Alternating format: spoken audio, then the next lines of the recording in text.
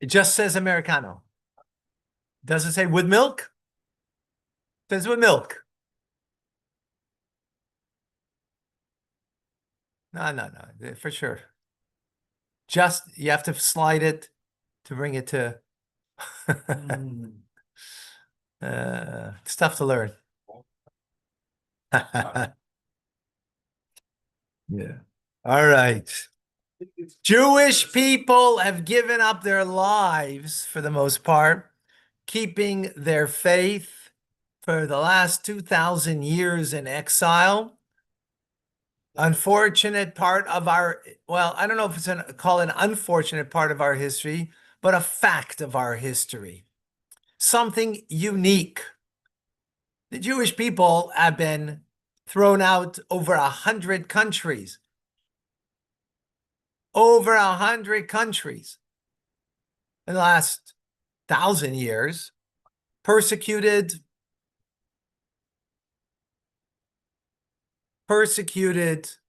pogroms with, you name it. We know. And yet, we're still here. Why are we still here? The Greeks have come, they're gone. The Egyptians, hey, learn about that Chumash Rashi. They came, they're gone. No more pharaohs. The Egyptians of today are not the Egyptians of old. The Greeks of today are not the Greeks of old. The Romans of today, the Italians are not the Romans of yesteryear. They're all come and gone, but the Jew remains. We've held by our faith. Why? What's unique about the Jew? I mean, there's many people who give up their lives for their faith, but what is unique about the Jewish people and why they give up their lives, how they give up their lives? And the answer is an understanding of what's the definition of a Jew? What makes the Jew? What makes the soul of the Jew? Welcome to Tanya Today. I'm Rabbi Ronnie Fine, coming to you from Chabad Zich and Kadesh in Montreal, Canada, where it's a privilege and a pleasure to share with you the Tanya. Yeah, we need to understand what is the definition of a Jew. We are in chapter 18. Chapter 18 begins a new section of understanding on how it's very close to us, a relationship with God. Till now, till chapters 9 through 17, we learned how it's close, but not very close, because you need to be very learned and be very aware about God, as Hasidic teachings explain to us, and that should feed us emotionally, at least to some degree. We're not all capable of that. But what we're all capable is the following, is that we have a ava misuteres, a hidden love, which is an oxymoron. Love means revealed, right? When you're in love, you walk you don't walk, you hop, skip, and jump, right? When you're in love, right? You speak in an animated way. But here we call it a hidden love. Hidden love, what's that? Furthermore, this love is an inheritance to the Jewish people from our patriarchs. How do you inherit love? So we explained that it doesn't mean it's an inheritance, because, you know, if I love coffee, doesn't mean my children will love coffee.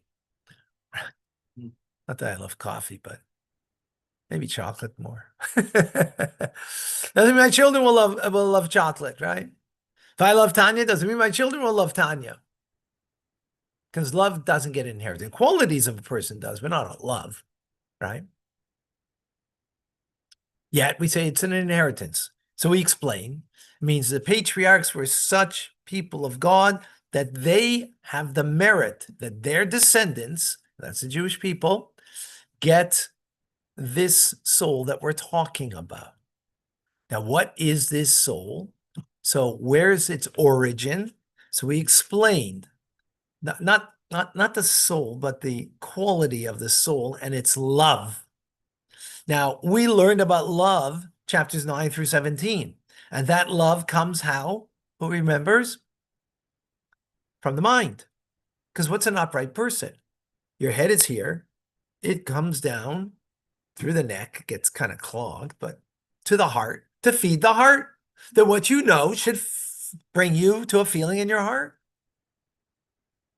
Like when you know how good somebody is, and the more you know how good they are, what does that produce in you? A feeling of love towards them, a sense of bonding with them. So with God, when you really know God and his goodness, or not just goodness is already limiting, his reality, and that's going to bring you a love. Okay, not a full-blown love, maybe an intellectual love, understanding heart, as we explained right earlier. The nature of that love is coming from bina, understanding. Because I understand. If you don't understand, you won't come to love. If you don't understand how good this person is, right? You don't understand how good this, are you going to love them? No. What would you come to love them for? Where would they come from? It wouldn't come.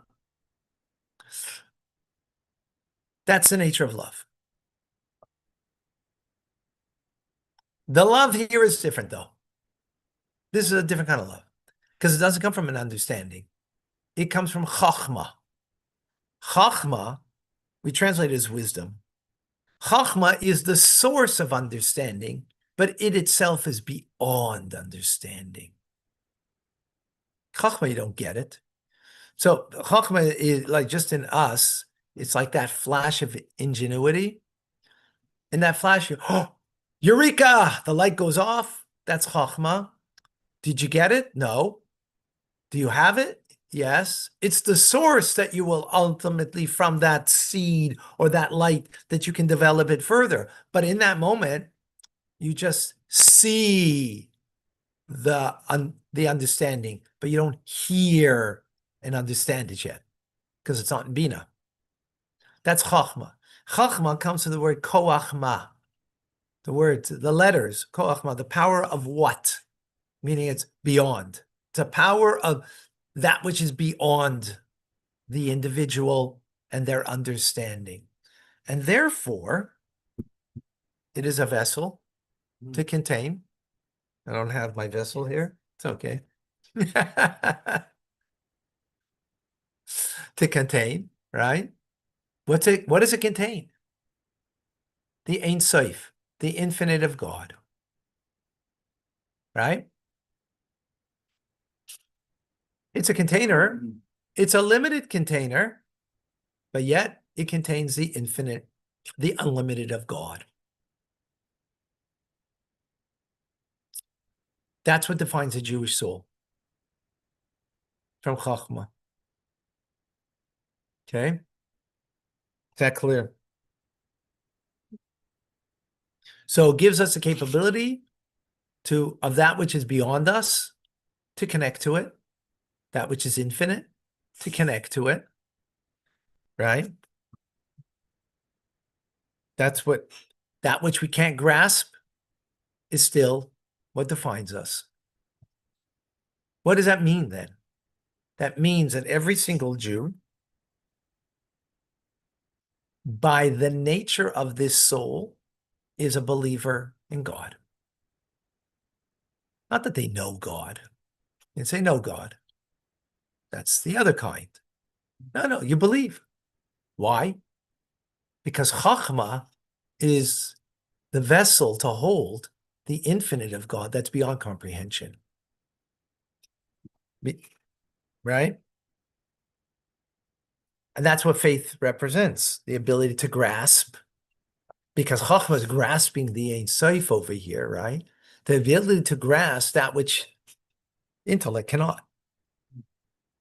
Right? Therefore, the verse says in Mishlei, in Proverbs, a fool believes everything, but a clever man understands. So that which that which you should understand and you only take in belief, that's foolish, right? Right. If you can understand something and you only take it on belief, that's foolish, right? But let me ask you something. God, we stand before God. How do you stand before God? Oh, I'm a real understander and I know you, God. No, God's beyond our intelligence. We can't comprehend him. In other words, all of us are like fools before God because he's beyond comprehension, right? The only way we can grasp him is through faith. Is that clear? Yeah? It's the only way we can grasp. That's our connection through faith. Through Chachma. The Chachma, which is the vehicle, right? Chachma is not intelligence of understanding. You don't grasp in Chachma. It's the source of all intelligence. But it itself is beyond, and that's why it can contain the Ein Sof, the infinite of God, that which is beyond comprehension. It grasps it, it gets it, not because it gets it because it understands it. It gets it because it gets it. Because that's the definition of faith. That's what faith is, right? Get, connected to it, grasping it, not because you understand it, but you're connected to that. That's your reality. Right? And this is also what King David says in Tehillim and Psalms, I'm foolish and ignorant. I am as a beast before you, yet I'm continuously with you. What does that mean? I approach you like a fool, like a beast, meaning, and yet I'm constantly with you. Well, I'm a fool and a beast. How could you be with God? Because you're not approaching him with your comprehension, right? With your capability of getting him. Because the infinite of God, we don't get. The only way we can get that is through faith. Right? Is that clear? By the way, where is this faith? Where is it? Inside of me. Because it's what's defining my soul. Right? It's not faith in something. Oh, I have faith in, immaculate, whatever, stupidity, right? What's that got to do with you? That's something outside of you. Faith for a Jew is something that is their reality of their being, of their soul. That's what faith is. Not faith in something external to you. Right? Therefore, listen what the Alter Rebbe says. The conclusion of this is interesting. Right? As a rule, it's not always that way because in the end, God gives choice. But as a rule, even the most worthless and sinners of Israel will give up their lives for God when they come to a test of their faith.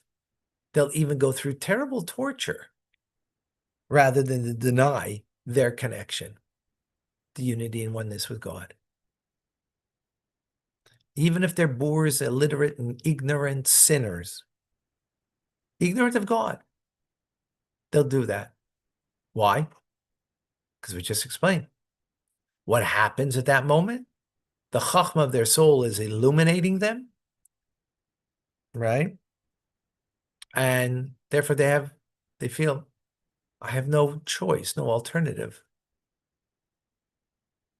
Even those who do know God, who do appreciate, great Torah scholar, right? When it'll come to self-sacrifice, they don't do it because they contemplate, let me make a calculation, the pros and the cons of giving up my life for God. Oh, if I give up my life, I'm going to get a great reward. A Jew never thinks that way. They don't think that way. How come? Because the soul doesn't come from Bina, calculation. Soul is defined by Chachma. Chachma, beyond calculation, beyond comprehension. Right? Therefore, that person who is even a great Torah scholar and understands the great virtue of giving up your life doesn't do it because of that. The great reward they're going to get doesn't do it because of that. They do it because it's absolutely impossible for me to renounce my connection to God. Without any reason or rational argument whatsoever. Again, this doesn't make sense, what we're saying. Because, and it doesn't, any other person never gave up their lives except for a rational reason. If you live your life for something, then you're going to die for it. That makes sense. That's logical. That makes sense. That's human. That's not godly. That's not divine. So it's all about you. I lived for this, so for sure I'm going to die for it. Or I know that by dying and taking some innocent people with me, oh, am I going to get a good place in heaven? Yeah, they're going to get 72 Virginians. They misspelt. They misspelt it. Right? That's a calculation. It's like, I'm going to give in my old rundown Plymouth car, right? Dodge Plymouth for a Rolls Royce. Are you giving up anything? Nothing. You're only gaining. So those who martyr themselves, right? They're not giving up anything. It's a logical calculation to martyrdom, to give up your life because you're getting a Rolls Royce. What do I need a Dodge Plymouth? Why do I need all the Dodge Plymouth that every day is breaking down? Life breaks down over here. Over there, ooh, 72. Wow. 72 Rolls Royces. How about those who give up their lives for the military, their country? They're doing it out of their nationalism. That's a reason. They're doing it to protect their families. That's a reason. That's a bad, those are good reasons. Right? I gave you the extreme of bad reasons, right? But right, those are good reasons. That makes sense. That makes sense to give up your life. I'll give up my life because I got to protect my family, all the families back home. That's what countries do. That's logical. That's reasonable. We're talking about something that's not logical and reasonable. Right? It's not human. It's divine. That's unique to the Jew and to the Jewish people only. Right?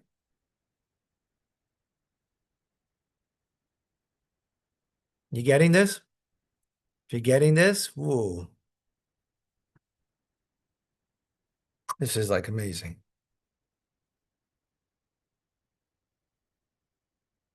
And why is this? Because the one God illuminates and animates the entire soul, clothed in the faculty of Chachma, which means it's beyond graspable knowledge and intelligence. And therefore, that light of the Ein Sof that illuminates the soul at that moment, right? That comes to the fore at that moment, regardless of the level of what their awareness of God is, prepared to sacrifice life for their faith in God.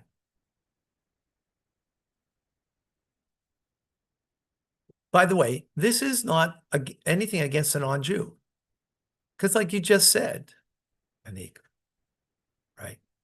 A very good non-Jew be ready to sacrifice their life for a cause, whether it's their family, whether it's their country, but that's for a cause. That's noble. That's not a bad thing. Don't get me wrong. It's human. That's not divine, though. Of course, ready to give up your life to save your family, right? Well, what's a man meant for? To secure his family. Well, if it means I have to fight for a livelihood, I fight for a livelihood so I can secure my family, can take care of them. That means I have to go to war. I'll go to war because I have to secure my. That's the human way. And that's beautiful for those, right? This is something different.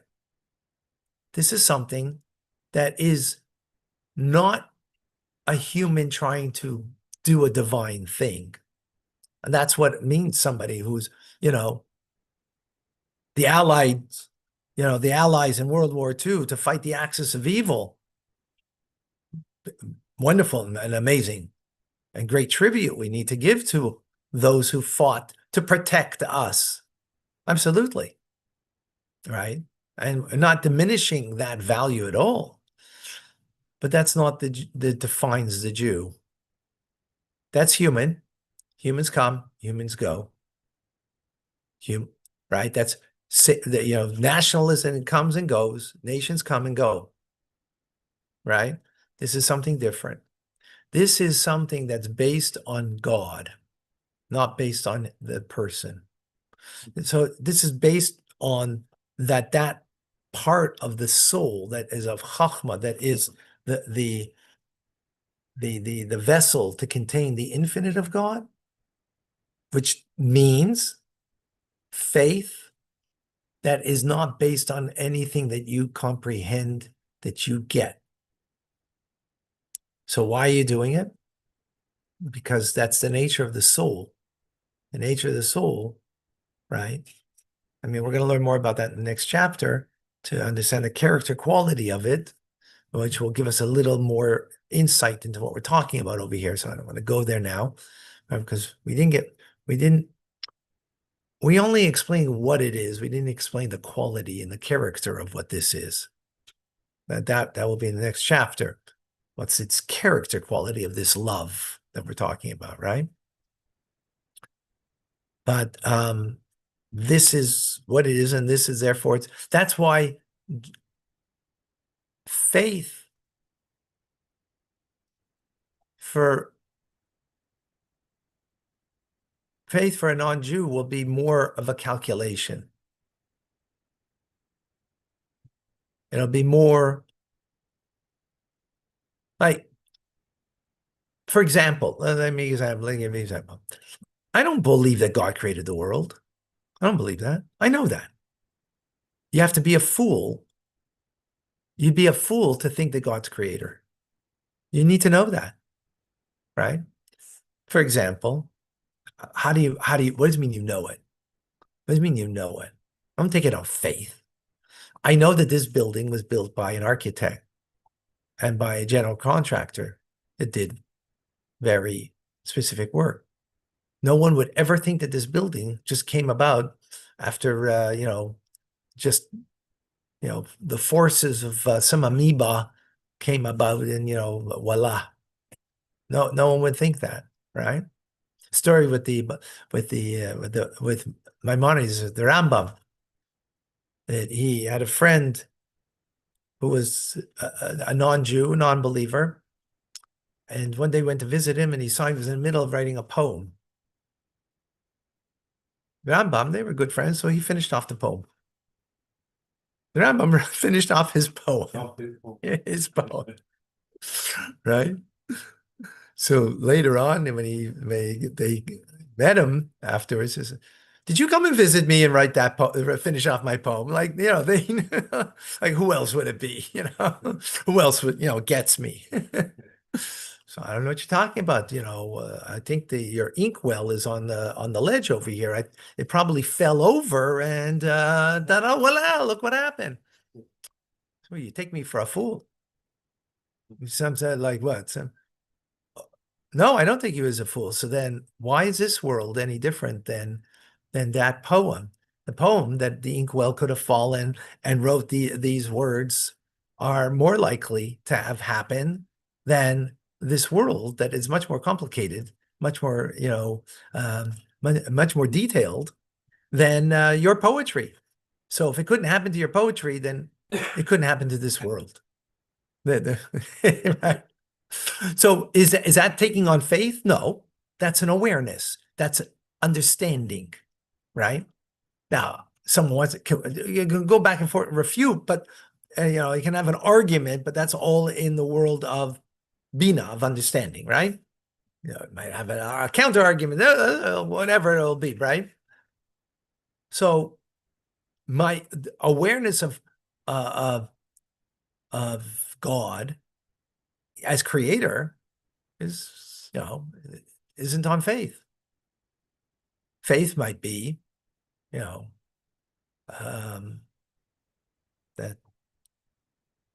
dear friend that, passes away at a young age, and that's all good.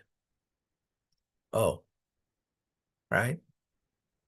To take on faith that it's all good. Or, like the example here, right? The Crusades come, and Jews, who were ignorant Jews, among scholars, give up their lives to remain Jews, not because they made a calculation, but because the faith of their soul that defines them as a Jew, the chachma of the soul, illuminated them in that moment, right? Illuminated them in that moment that they gave up their lives for no reason, just because there's no alternative. I'm a Jew, and I cannot but remain a Jew. Now, that happened for the most part throughout our history. In Spain in 1492, you had an element of the population that didn't converted. So you do have times that people did convert. In the end, there's a freedom of choice, and then that part of the soul could be so blocked that it will not illuminate. But what's important over here is that we have to understand that this is what's defining us, first and foremost. That's the most important thing. This is the self-definition of the Jew, right? This soul. And where we're going with this, by the way, which is important to appreciate, where we're going with this is not to die as a Jew with this soul, but how do you live with this? Well, right? Ava Misoteris is hidden love that defines us. This we can understand why now it's a hidden love, right? Because it's not always, it's there. It's in us, in the soul. It's what makes us who we are, right? It's the source of our soul. But it remains hidden until we reveal it. How do we reveal it? That's where we're going to go with all this, but we're not there yet. First, we need to understand the character quality of it in the next chapter. That's very important. So we understand the uniqueness of this love. It expresses itself differently. Any questions, any comments?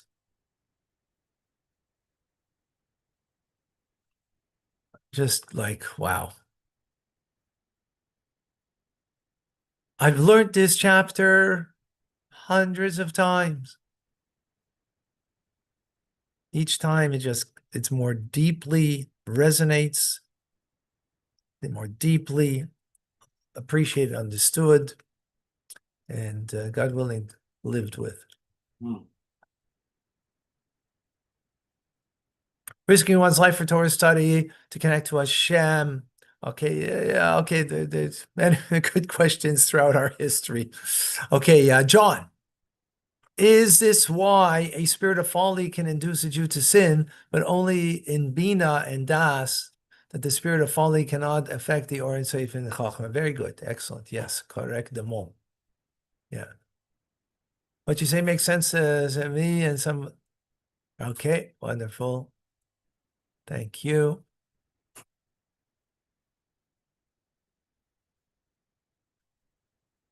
Jeff, I always used to understand this as a Chachma, the flash idea beyond us, right? Being understanding that the Das, meditate upon it and apply it. Very good. Excellent. Thank you. Anybody else question, comment?